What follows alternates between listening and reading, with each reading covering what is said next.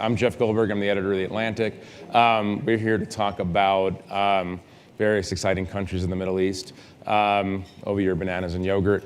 We're gonna talk about Iran and Saudi Arabia and what that conflict means for the United States and for the rest of the Middle East. We're also going to expand out because I want to other countries in the Middle East, beyond the Middle East, to Trump and foreign policy and the future of America and the world and the coming cataclysm, which they'll define if there is a coming cataclysm. We have two great people to talk with me today. I think you know them both very well, so I will do the barest of introductions. Jane Harman, of course, a stalwart Aspenite, legendary congresswoman, foreign policy maven, head of the Woodrow Wilson International Center for Scholars. Did I get that right? I always get the title right. I've worked there, but I can't even remember the title. Jeffrey was a scholar. I was a scholar for a minute. And Jane knows a lot of things, and she'll share those things with you shortly.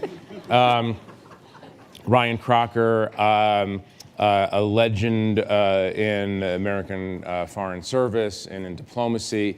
In the course of an illustrious career, he has represented the United States in basically the grab bag of countries you wouldn't want to represent the United States in. Donald Trump has a term for some of these countries that he can invoke, I won't. But he's representing the United States in Pakistan and Afghanistan and Iraq and all of he's been given all the hard cases.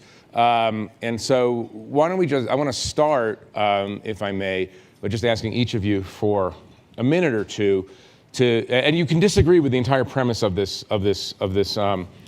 session, but let me put it to you: is the conflict between the Islamic Republic of Iran and the Kingdom of Saudi Arabia, is that the defining conflict of the Middle East today, or are there other more important, more salient, or deeper things going on as well? And then we could broaden it out. Why don't we start at the end and then move to Jane? Ryan knows more. So. No.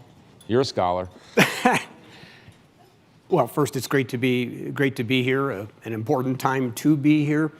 To understate it wildly, the Middle East is probably the most complex and unpredictable region in the world. Always has been, is now. There are a number of ways to try to frame it up. Clearly, the Iranian-Saudi rivalry is one of them. But as you suggest in your point, that it's not the only. Not all conflicts can be explained in those terms. Libya, for example, right. That is not one of them. Where there is a Sunni-Shia divide, you'll probably find both of them engaged, more or less. But we can talk about the nuances of that. This is all about nuance. If it's too early in the morning to do nuance, you're probably in the wrong place. Right. So another way to look at it, internally. What do all of these countries in trouble have in common? By and large, at least one thing: a failure of governance, an inability to deliver services to citizens, be that security, economic opportunity, education so their kids will have a better life than they do. The Middle East, for the 100 years of its modern existence, has not been able to develop that. I would consider that a more important arbiter than the Saudi. So the main conflict is between the people and their failed governments, with everyone else piling in to take advantage of it, right? Both internationally and regionally. Stay on the Saudi-Iran point just for 1 minute and explain why they don't like each other. Well, this, in my view at least, it's not about religion. It's about politics. I'm big on history. That's something we Americans don't do terribly well. Don't bother me about yesterday. It's all about tomorrow. Well, history may deal you a tomorrow that you really aren't going to like if you don't understand yesterday. Yesterday, in point here, Nixon doctrine coming out of Vietnam, don't want to fight a major ground war anywhere else anytime soon, so we go to this concept of regional allies. That was fully realized only in the Middle East. And who were the regional allies we counted on for security in the Gulf in the 70s? Iran and Saudi Arabia. Iran, under the Shah, had a virtual Israeli embassy in the 70s. The legendary Yuri Librani was everything but the Israeli ambassador. The Iranians deployed troops into the Arabian Peninsula to help put down a communist rebellion in Oman at the request of the Sultan. Did the Saudis go batshit? No, they facilitated it. So what we're talking about here is not religion, we're talking about power. Do you agree? This is not a religious conflict, it's a political power dynamic? I think it's partly religious. First of all, happy anniversary, Jeffrey and thank Pamela. you. Let's understand. Pamela you. Reeves made Historic- Jeffrey the another rock historic star that feat. he is, Yeah. and he even said so I say that too. This is good. Just let me know when the embarrassing part is over so I can look up. It's never going to Yeah, be over. it's never over. And also, to Ryan, in case you missed this movie, he was ambassador to 6 tough places. And when our embassy in Beirut was blown up, which was the first act of modern terror, according to Robin Wright, who is a part-time scholar at the Wilson Center and part-time at USIP, and totally brilliant, never eats or sleeps. Anyway, when our embassy was blown up, Ryan and his wife were there, knocked against the wall, fled, but Ryan came back to save other people. I mean, this guy he got the Medal of Freedom. He deserves 10 medals of freedom. Thank you for that, Jane. What this should tell all of you, and particularly the 2 of you who are closest, don't sit next to me. Right. Right. Yeah, We're no. okay in Dor Hosier. No, if it washes off, I'm sitting next to you at all times. So, yes, I think there is a religious piece to this, or at least a perverted religious piece, but I think there are at least 3 major wars, divides going on in the Middle East now. I think Sunni Shia, whether it is manipulated or not, is one of them.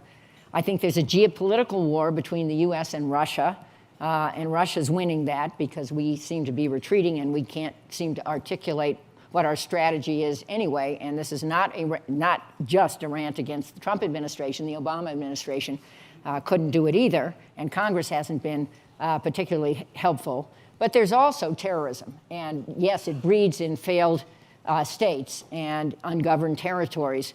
But it is, we haven't defeated terrorism. First of all, terrorism is a tactic. But we haven't defeated extremist violence that has something to do with the Muslim religion. And I just finally say, I don't know why it is such a big deal. And if I'm offending anyone, I'm sorry, about this argument about who is the real successor to the Prophet Muhammad, which is what this issue is between Sunni and Shia.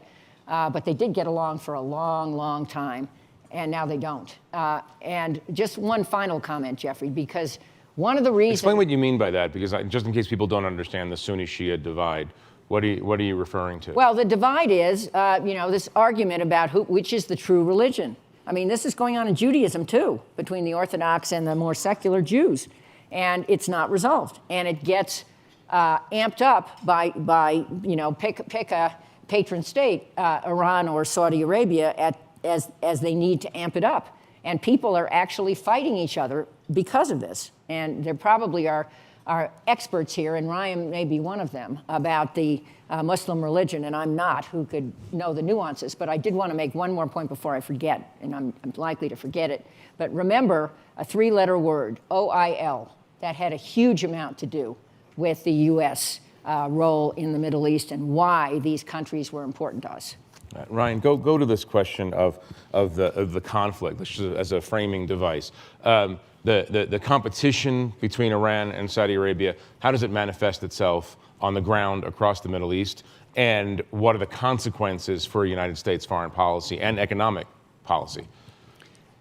You see it perhaps most acutely in Iraq and Syria, where the Iranians are all in, doing what they did earlier in Lebanon, working with indigenous Shia populations to create, in the Lebanese instance, Hezbollah. They've done exactly that in Iraq with a half dozen or more militias that are more carefully and closely dealt with by Tehran than Baghdad. You see it in Yemen in an odd kind of form between the Houthis and the government, the Saudis and the Iranians. Yemen was kind of a gift by the Saudis to the Iranians. They are actually not doing very much there. They don't need to, but they can still claim it as another way of putting it to the Saudis and behind them, the Americans. To go to Jane's point, because this is important, it is about oil. Those two relationships, Iran and Saudi Arabia, were the cornerstones of our engagement in the Middle East post-World War II. In 1945, 2 months before he died, the famous summit on the USS Quincy, FDR and Ibn Saud, oil for security. Iran, we stood with the Shah in 1945, 1946, 1947 to push the Soviets out of the North, where they had established puppet republics. So these two sets of relationships are key to where we are in the Middle East today. Right. So go to this question that I think is on a lot of people's minds. Saudi Arabia a friend of ours? An actual friend of ours? You know, in the world I come out of, we don't use that term very much, you know, unless it's the girl or the guy next door. We have a number of shared interests that are pretty important. We also have a number of points of difference. I would say here that a little bit of modesty is in order.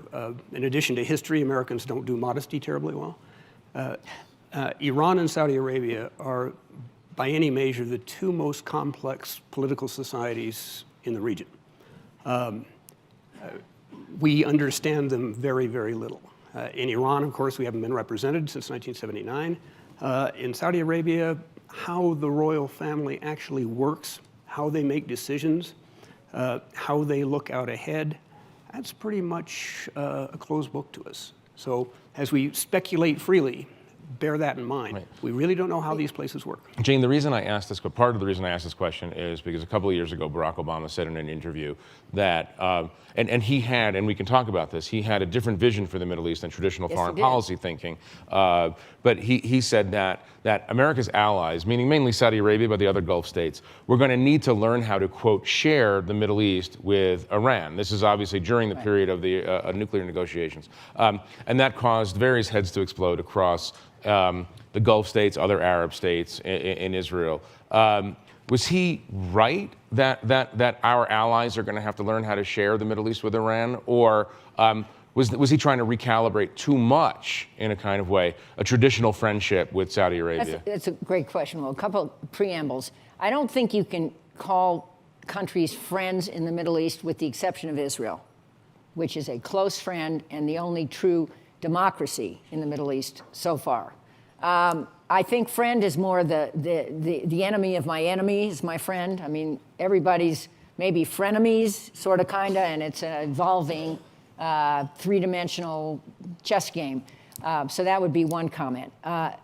Obama, you interviewed him. The interview that everybody has to read is Jeffrey's interview. I mean this. Yeah. Now I'm going to say something nice, and I mean it. It was nice before with the anniversary, too. Well, I was about Pamela. That wasn't about you. All right, that's a good point. The interview of Obama is Jeffrey's in the Atlantic magazine 2 years ago? 2 years ago.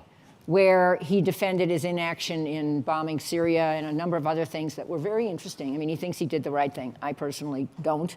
But nonetheless, it was an interview about his view of the Middle East. And to remind everybody, he went to Cairo. I think it was Cairo. It was Cairo. Early in his administration and sketched out a different vision for the Middle East. Which was impressive and surprising and never happened. I mean, he didn't follow through in certain ways, and it was probably an improbable vision. I don't know what Ryan thinks about it. But I would say where we are now is a kind of more hard-edged realism, and the U.S., especially the Trump administration, does consider Saudi Arabia its friend. Remember. Trump has totally brought us back to the traditional model, that's right. Which is unusual because he's not a traditional president. But his visit to Saudi Arabia and all the pomp and circumstance around it set in motion a bunch of things that weren't happening before he went there. You know, among other things, right after that, the Saudis and the Emiratis basically made war on Qatar, which is also a Sunni Arab state, just to remind. But is next door to Iran and shares oil fields with Iran. Oil is coming back here. And they feel is not on the reservation. And this has been a vicious, very personal war between some of the Sunni states and Qatar. And it's ongoing right now. That was one thing. And the second thing that happened is the rhetoric and the heat on Iran went, I mean, the temperature went up 1,000 degrees, and it's still there. And some of the speculation about the Trump administration, and it's speculation, I don't know what Ryan thinks, is that the Trump agenda on Iran is not just a better nuclear deal, if that's possible. I question whether that's possible. Whether you like that the JCPOA or not, I think it was the best. The Iran nuclear deal. Yeah, the best deal they could get. I'm sure some of you heard John Kerry the other day defending it fiercely. But at any rate, whether you liked it or not, the fact that it was in place and at least for the moment stopping some of Iran's or all of Iran's work on its nuclear program seemed to me was a plus. But at any rate, there is speculation that the Trump administration agenda is not just to try, whether it can succeed or not, to get a better deal, but also to cause regime change in Iran from outside, not just from inside. But go to this question. Maybe both of you can take this question on. Was Obama right to say that from the American point of view, from American interest, it would be better if the Gulf states, if the Arabs, our traditional allies, would just learn to live with Iran? Or is the Trump view, or the more hawkish view generally, that what we should be working for, passively or aggressively, is regime change in Iran to bring them back to the Western fold? Sure. What is the better policy for the United States? I'm just asking your personal opinion. Neither. Neither. On the first, it was a great aspiration. Everybody play nice in the sandbox. Was Obama just being unrealistic? Yeah. Motivated by what? Well, I would ask the author of the Obama Doctrine to address that. He's not here today. I'll say, yeah. But go on. I'll come back to that if you want. But go on with this idea. What's in our best interest? That they get along, or that we move toward, as Jane suggests, some people want, a situation in which the Iranian government is overthrown and we get a pro-Western government in its place? Okay, let me frame this really broadly. Go back to the end of World War II. The U.S. had been missing in action at the end of World War I. We did not play in a major way at Versailles. Whatever role we might have had in the post-World War I era was scotched by the isolationist Senate that would not admit us to the League of Nations. And what you got was a 2-decade truce in one long, awful world war. After 1945, completely different. We designed largely the post-World War II order, San Francisco for the UN, Bretton Woods, the International Financial Order, NATO, and then we led it.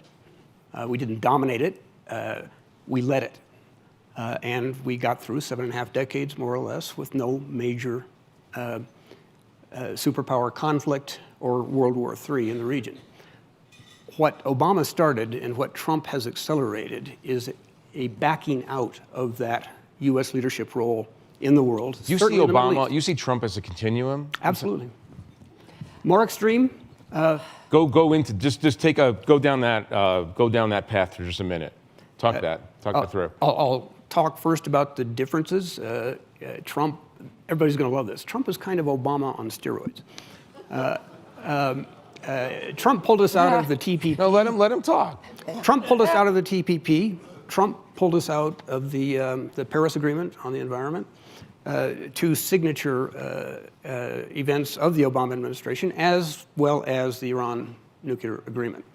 To the sense that they are following each other, well, look at some of the language that you recorded. They talk about the free riders. Right. Very similar. Free riders in the region. Free riders is a reference to NATO countries that don't exactly. pay enough money to the United States for their common defense, right. among other things. Okay. And again, he backed us out of Iraq. Well, guess what? You don't end wars by withdrawing your troops. You simply give the battle space to the enemy. Iran on one side, Islamic State on the other. That was the legacy, again, of the kind of the Obama retrenchment, if you will. Afghanistan. He was determined to bring us down basically to an advisory mission within the embassy. Fortunately, he stopped short of that, given a lot of the heat coming not exclusively from Jane Harman, but among others. So he she could bring the heat. Yeah. Yep. There, you bet. You hear it here first. So again, I see an awful lot of continuity here. on all the worst issues. Syria. The Obama administration insisted that this was a military conflict and it could be settled by military means. We defeat Islamic State in the field, we win. We're done. That's exactly where Trump is today. We defeat them militarily, we win, we're done.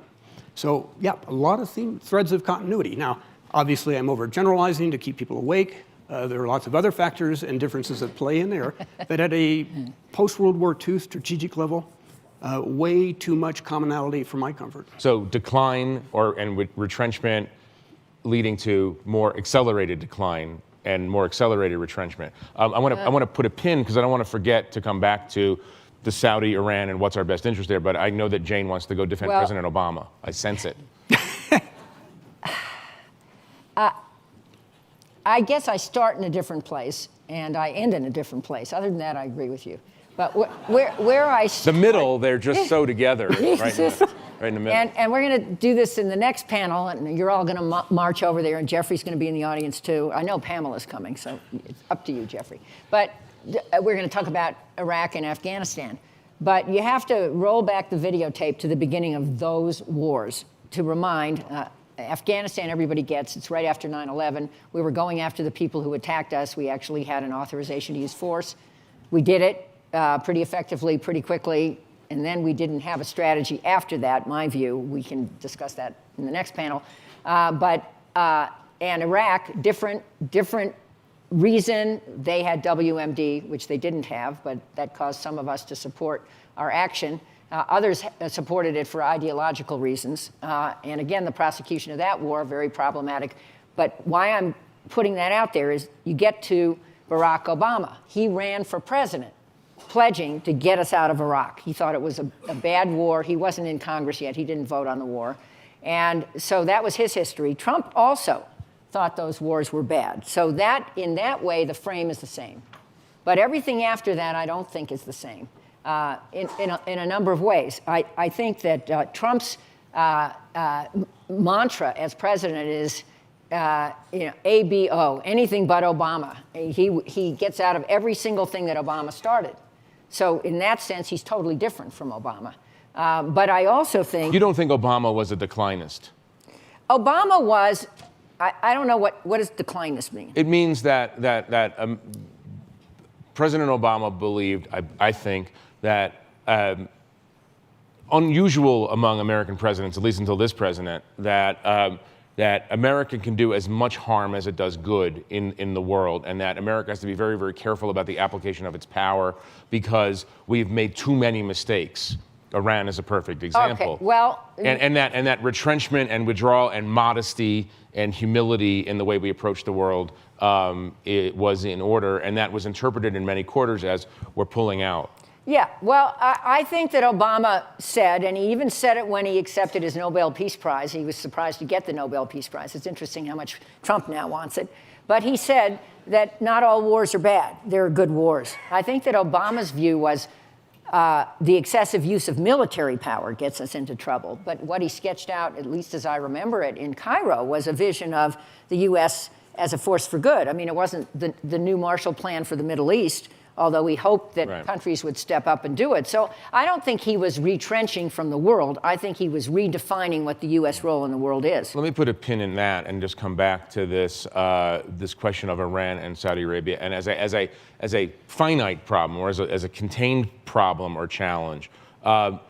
Would you recommend, if you were in government right now, would you recommend that we accelerate or increase the pressure on Iran to bring about regime change, and that do you agree with Trump's wholehearted alliance with Saudi Arabia and the United Arab Emirates, or I think you're suggesting that there's a third option here that we're not contemplating?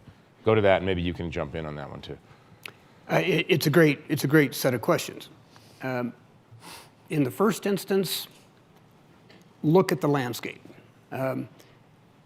Diplomacy, national security policy is often a choice between bad and worse. There are no really good options out there. There is not, for example, the choice between autocracies and democracies. As Jane says, there is only one complete democracy in the region. So what kind of choices do we have? I would say it's the forces of order versus the forces of disorder. Who are the forces of order? Our traditional allies in the region. again going back to 1945. Who would those be? Saudi Arabia and the other Gulf Cooperation Council states, Jordan, Israel, Turkey. Turkey is not part of the Middle East, but it used to own it.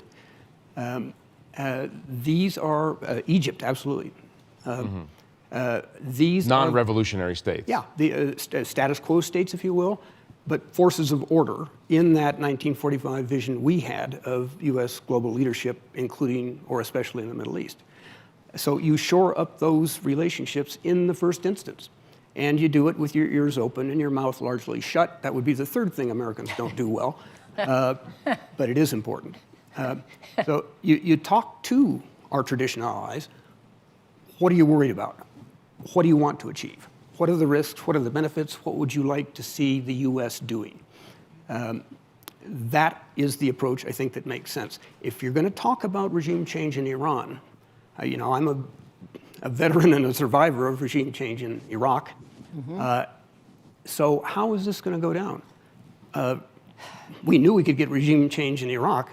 Are you for what? it for moral reasons, if not for practical reasons? Regime change? In Iran? Dear God, no. Why? Well, look at the stats. How many Iraqis have died since 2003? How many Americans have died? For what? For a country in which the dominant power is not the United States, it's Iran.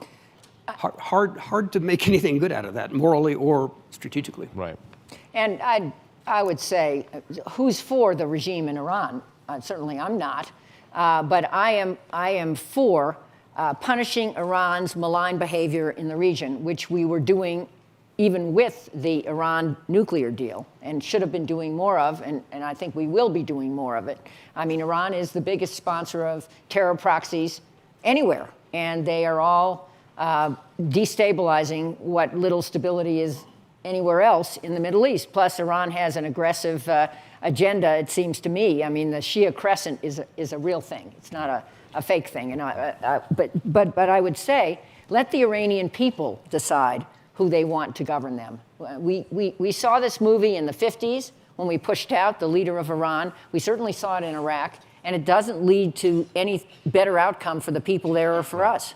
Before we go to questions, and we're going to go in a minute, I want to ask you a very broad question. Does any of this matter? Which is to say the following. Barack Obama desperately wanted to pivot away from the Middle East and toward East Asia. Donald Trump is not an isolationist per se, but he doesn't have any particular interests. I mean, he has commercial interests, obviously, in the Middle East and transactional interests around the world, but he has no ideological or visionary interest in maintaining American power in the Middle East. Are both of them right in a kind of way? Does this region just not matter as much as we think it matters? To American interests particularly. It's very interesting. You raise the so-called pivot to Asia, what Obama very much wanted to do. Get the Middle East in the rearview mirror and move into an area that is going to be of long-term strategic importance to us. But here's the thing. If you look at it in anthropomorphic terms, if you pivot to Asia, you're exposing your backside to the Middle East, which is going to take a big, nasty bite out of it, which it did. I wish we could ignore the Middle East. That would be totally great. But the Middle East isn't. Why would it be totally great? To be able to say, look, there is no strategic threat to us or our closest allies coming out of the Middle East. We'll just let them sort out their own things or not our issue.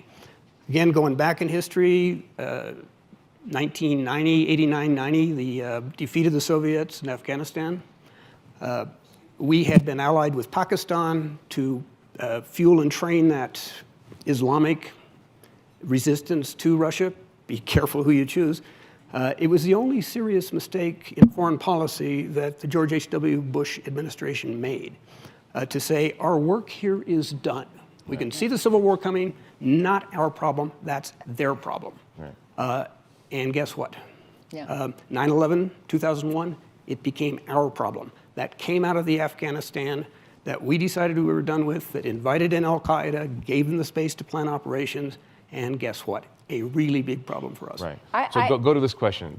If we left tomorrow, What's the difference? Well, I think we should not leave tomorrow. I think we should not leave ever. I think the U.S. is, the shining city on the hill. I think we have values. They're a little tarnished at the moment, but we have values that make this the exceptional nation. Not the people in it. Not that we're all not swell, but we're in Aspen, for God's sake. But it's our values that are exceptional. So I think we have an obligation to, I may sound like Obama, but that's okay. I kind of buy into that, to do what we can to help this world and the burgeoning number of people in it live better lives. But specifically in the Middle East, let's not forget about Israel. We have a moral obligation to protect the existence of Israel. Why do we have that obligation? Well, after World War II, one of the commitments we made, and the first country to recognize the state of Israel was the United States of America. And Israel's in a precarious place. It's interesting, it's not the center of all the problems in the Middle East anymore. That conflict has receded as one of the important conflicts. In at least rhetoric. Right. It's unclear how else it's receded, and Iran is still dedicated to the annihilation of Israel. It's an existential threat to Israel. And the Sunni neighbors of Israel are all friends of Israel at the moment, but who knows how that will evolve again. The enemy of my enemy is my friend. There's a great piece in the New Yorker this week or last week about that, about specifically that. But I would just say we have a moral obligation to protect the existence of Israel, not the Netanyahu government, but the existence of Israel as a pluralist democracy. And we have to stay there and do things that would be useful to help that happen. Let me jump in on that because it is an important point. American values and American interests. It's really hard to link these up, but we're at our best when we are concentrating on our values as well as our interests. Let me give you two examples where we kind of let that baby slide. One would be in Afghanistan. We worked very hard to bring girls and women back into society after the horrors of the Taliban administration. Girls back in school. It was, I was there at the beginning. One of the first things we did was establish girls' school. We encouraged women to step forward, to go into parliament, to go into business, to join the military. And then we decide, oh man, this is so yesterday in Afghanistan. We're tired of it. We want to get out. Yeah. And for the Obama administration... Another American flaw is impatience. Lack of strategic patience. Our adversaries count on it. Our allies fear that lack of strategic patience. So when President Obama decided that war was done too, let's bring all the troops home, with absolutely no consideration of what was going to happen to those girls and women we supported. They would literally get it in the neck. So that would be one example where we state some values and then we walk away from them. Another, refugees and immigrants. Refugees and immigrants. Immigrants. We are a nation of immigrants. After World War II, huge refugee issue. We led that effort to get them safe, to get them settled, to take care of them. It blows up after Syria in the Middle East. What was our reaction? Again, not our problem.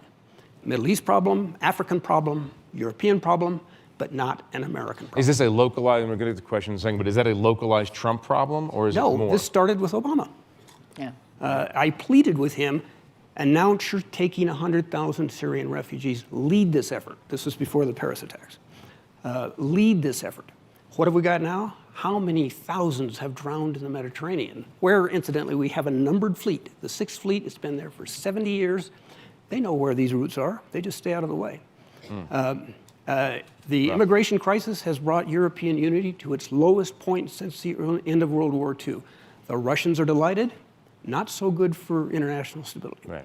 Let me, I think there's mics, am I correct? Yeah, come over here first and then we'll go over there. Are there two mics or? Okay, yeah, okay, so down here. And please keep your questions in the form of a question. I appreciate it. Michael Greenwald, the Middle East is changing economically. Qatar is getting closer with Turkey, Pakistan. Sovereign wealth funds are pivoting more towards Russia and China. How does the United States get ahead of this, strategize for the way forward, given the Gulf states economically will be completely external rather than internal now? It's going to be hard. I mean, I think we have made a lot of wrong moves economically in the world lately.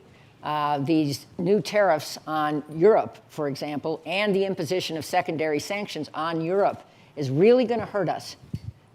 Plus, Mexico and Canada also will face this. And I think there is a serious chance, this may be overblown, and if Larry Summers were here or somebody would correct me, but of us being left out of the future world trade. I see you nodding your head.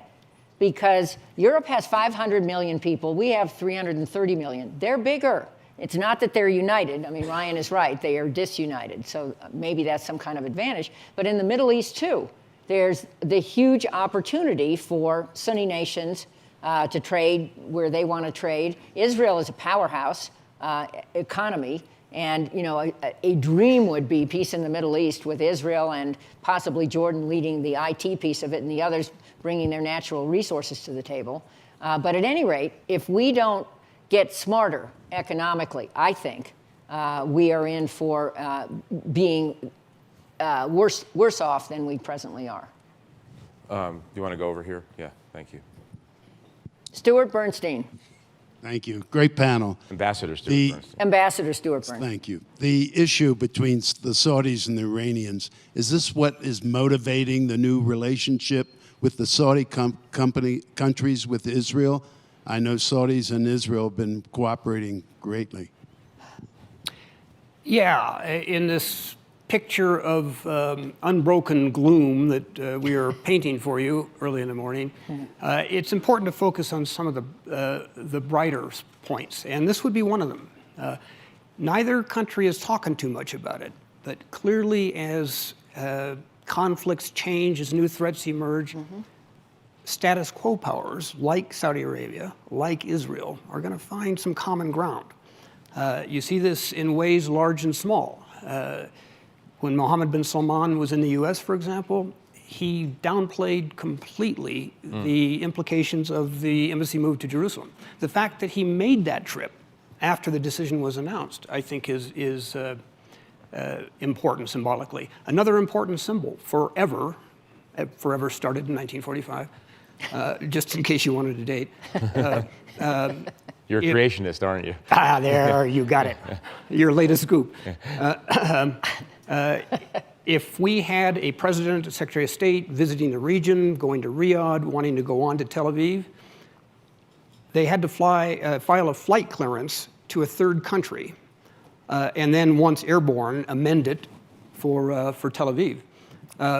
When President Trump went out on that first visit, we were able to file directly. First time that ever happened. I mean, this sounds great. I was on a flight with Chuck Hagel a few years ago on the Doomsday plane. I mean, an official U.S. Air Force, and we were flying from Riyadh to Tel Aviv. We had to stop in Jordan for 20 minutes just to touch down in Jordan. It's because the Saudis would not have allowed the plane to go directly to Israel. It sounds like a minor thing, but it's sort of a sort of a major thing. Can I just add one thing on your to your question? I interviewed Mohammed bin Salman, the Crown Prince, and the power house in Saudi Arabia now when he was here in the States, and I realized in the course of this interview that one difference between Mohammed bin Salman and Benjamin Netanyahu is that Mohammed bin Salman really doesn't like the Palestinians, and that is and that was a sort of that's a revolutionary kind of phenomenon, given where Saudi Arabia has been rhetorically and financially and politically on the Palestinian question for 70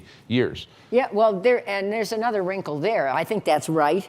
Jared Kushner's in the region. I think maybe he came back, but he was there meeting with the Saudis and the Israelis, and there certainly is a strong relationship. His goal is to try to knit that relationship officially. Yeah. And we have moved the embassy, and the Arab states complained, but they took it. The embassy has moved. No, nobody likes the Palestinians. So where does that leave the two-state solution? I was hopeful, and Trump said he wanted this, that he would find a new way to kind of put this thing together, because the efforts that Obama made obviously failed. And if this doesn't get put together, given the birth rates, the Orthodox Jews have high birth rates too. But I really worry, because I'm the one who's been talking about Israel here, that Israel will be over as a pluralist democracy. And I think that's really bad for Israel, and it's really bad for Israel's security in the region. Right. I can't see that well, so I think there's a hand back there. Can you? Yeah. One of the things that President Obama and President Trump have in common is a contempt for foreign policy elites. If the elites are for it, they're against it. And so it makes it very tough to influence them along the lines of the good advice that has been presented on the panel. Is that Peter Feaver? Yes, this is Peter Feaver. Are you part of the elite? I was. You were. Now he just stays in Aspen. Yes. So the question is, heartland. what are the avenues for influence when you're dealing with a leader like that, for whom these kinds of arguments have the perverse opposite effect of driving him away from doing it? I'm wondering if Ambassador Crocker has experience dealing with Maliki or something, would say these are the techniques we used dealing with other leaders who share the same kind of quality. It's a great question, and it allows me to deliver my soapbox speech on why your foreign service is important. We mentioned Qatar. We have a major air base in Qatar. We have almost 10,000 personnel on the ground. It is absolutely crucial to our involvement in Afghanistan, Iraq, and Syria. I negotiated that base agreement. The military doesn't negotiate its own overflight, landing, basing, or refueling rights. Foreign Service does that. We know the region, we know the actors, we know how to approach them, we can approach them in their own language. We're the ones who get those deals done. If we were to continue on the Tillerson model, our capacity to do that in a future conflict would be gravely imperiled. I'd like to go back, though, again, to knit this into the broader Middle East. President Trump benefited hugely by not being President Obama in the Middle East. That's why he was so warmly welcomed in all of those status quo states, led by Saudi Arabia and by Israel. The relationship between Netanyahu and Obama, now legendary for its venom, but it affected the whole relationship. If we're getting that back on track, that is good for both of us. Again, coming back to the Foreign Service and that metaphor that I'm extending wildly, Mike Pompeo benefits hugely in the Foreign Service by not being Rex Tillerson. Tillerson did more damage to the department and the Foreign Service than any previous Secretary of State. Mike Pompeo, whatever you may think of his ideology, he is an organization guy. His Army experience shaped his thinking in that regard. As Director of Central Intelligence, he was widely respected within the building because they were his team. He made that clear at day one. So I hope very much, he's already taken some steps to lift the hiring freeze, which was strangling us, literally. He has said all the right things. I hope very much he carries forward and does the right things by understanding a foreign service is like a military service. We don't make policy. We advise on policy. We implement policy. Nobody elected us. We want to further the aims of the administration that is in power. That's what we do. Republican, Democrat, it doesn't matter. My 6 embassies, 3 times for Republican administrations, 3 times for Democratic administrations. That's the foreign service you still have. It is the foreign service you desperately need to grow. Can we go over here? Oh, wherever you choose. Sorry. And then we'll come over here. Also, women can ask questions here. We're not in the Middle East. My question goes to a question about the disappearance of dollars that go to the Arafats and Abbas rather than going to the people, and how do you put a stop to that? And also the dollars that are being spent to the martyrs that do the damage. A rather specific question. You want to give a quick answer to that? I kind of know about that. A guy named Sander Gerber was recently on the Wilson Center board, and he has been singular in favor of legislation which passed to stop those payments, the martyr payments by the Abbas government to the families of people who attacked Israelis. And that was a horrible practice, I think, and good for Sander and the rest of you who supported that. But it's a broader question. I mean, there is massive corruption throughout the Middle East. It's not just in the Palestinian Authority. And getting ahead of that has been a perennial problem. I'm just guessing that Ryan has some insights that I don't have. But one of the things we did I'd say wrong in Afghanistan, others may disagree with me, was we continued to keep in power some warlords who were totally corrupt. And we figured they could provide security in their areas and help us. But I think that policy backfired on us. And I think you're right to raise corruption as a huge impediment to our own role in the region and peace in the region. Ryan, quick intervention? Yeah, it's great you flagged it, and I would join Jane in focusing on the broader dimension here. I talked about failure of governance. Kind of at the core of the failure of governance is unrestrained corruption. There is no respect for rule of law. The one thing, for example, all current leaders in Iraq can agree on is that the system is working for them, so let's not change it. We're making big bucks out of this. We have inadvertently furthered that. I saw it in both countries as ambassador by wanting to get it done. That's who we are. Build stuff. Here's a bunch of money. Go out and build stuff. That hasn't worked very well for us. So a great point to make, whether it is narrow on the issue of the martyrs payments or broad as a national security issue. It is a national security issue. We'll go right there. I have time for one more question after this one, and you'll be there. Okay. So you asked for a woman's question. I didn't mean a woman's question. I mean a woman should ask a question. Better. This is a woman's question. Just want to state that for Twitter. No. The question is, would education of women in the Middle East and giving them a voice make a difference? And if so, how could it be done? Well, there are efforts now ongoing. For example, in Qatar, there is something called Education City in Doha, which is also where we have this forward operating base that Ryan was talking about, which is how we control our military actions in the whole Middle East. It's mind-blowing to go there. I've been there several times and see the technology displayed, and we know where every drone is, we know where every boot on, or we are supposed to know where every boot on the ground is, and so forth. And it's the central command center. And to end our relationship with Qatar would have a gigantic cost for our security. But Education City was started by the mother of the current emir of Qatar, and she set up a place where women and men are educated in the Middle East, and where a number of U.S. colleges have campuses. I mean, it's a phenomenal thing to see. The problem for women is, I think, that the job opportunities aren't there in the same numbers. In Saudi Arabia, for example, where MBS is making a big deal about not just women driving, but women being promoted through the system, it's not clear how high that goes and whether there really are glass ceilings and glass walls. Ryan, your Afghanistan experience might come into play very quickly. Yeah, exactly. And thanks for bringing us back to this, because I think it, again, is critically important for our values and also our interests. Mm-hmm.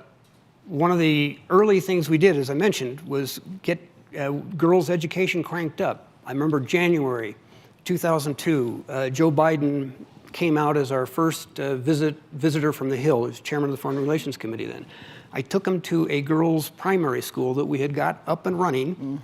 To a first grade class. You had girls in there age 6, you had girls in there age 12, because the 12-year-olds had reached school age when the Taliban moved in and they got nothing.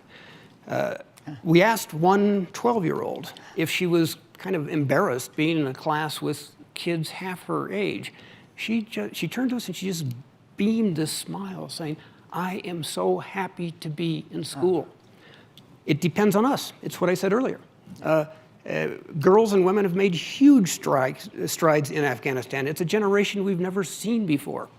But they are not going to make it if we don't stay the course and exhibit some strategic patience on our values as well as our interests. Right. We have time for one very short question and 2 very short answers. Go ahead. We refer to the Iran deal. And wouldn't not it have been much better for American interests if you were referring to an Iran treaty?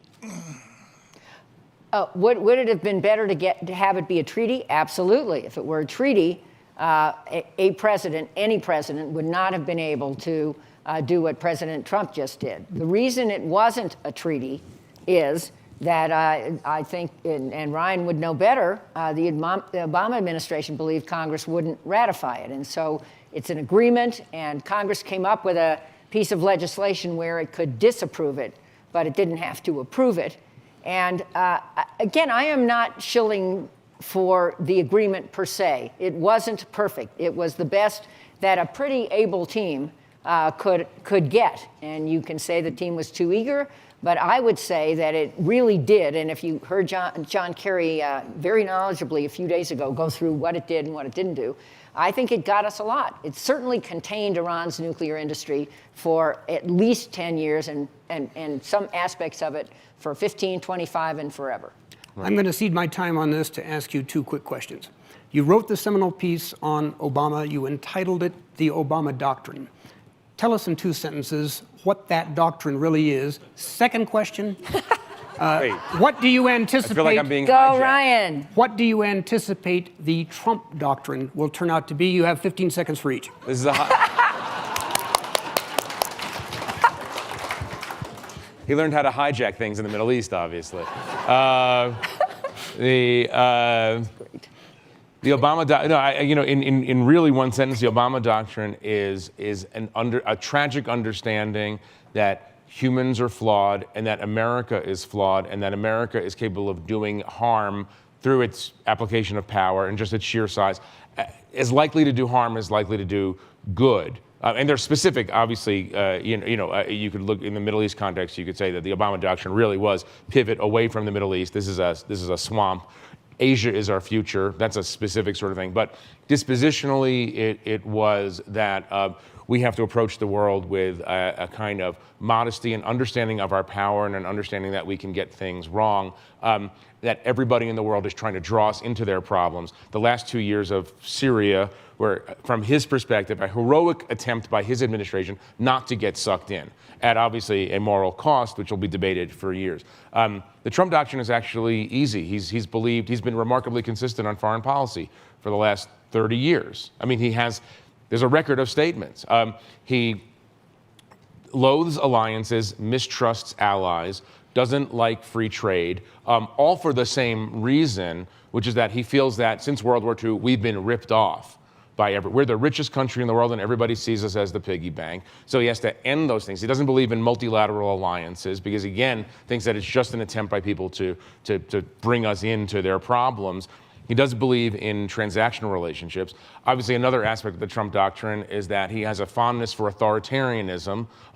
And on a personal level, on a state level, he has a weakness for authoritarian strongman figures, which is a piece of the final observation, which is that he's more than a hard-nosed realist. He's an extreme transactionalist, which is to say, all there is business deals between countries and among countries. There's no layering in of anything having to do with morality or human rights or the shining city on the hill or America as a beacon of freedom and democracy. It's just they have a thing that I need to buy and I want to sell them some stuff, and that's about it. But it is, you might not agree with it, but there is a coherence to his worldview, and unlike most people, there hasn't been, and I don't say this, I'm trying to say this in a non-sardonic way, there's not a learning curve, which is to say events in the world, observable events in the world and changes don't affect the way he views the world.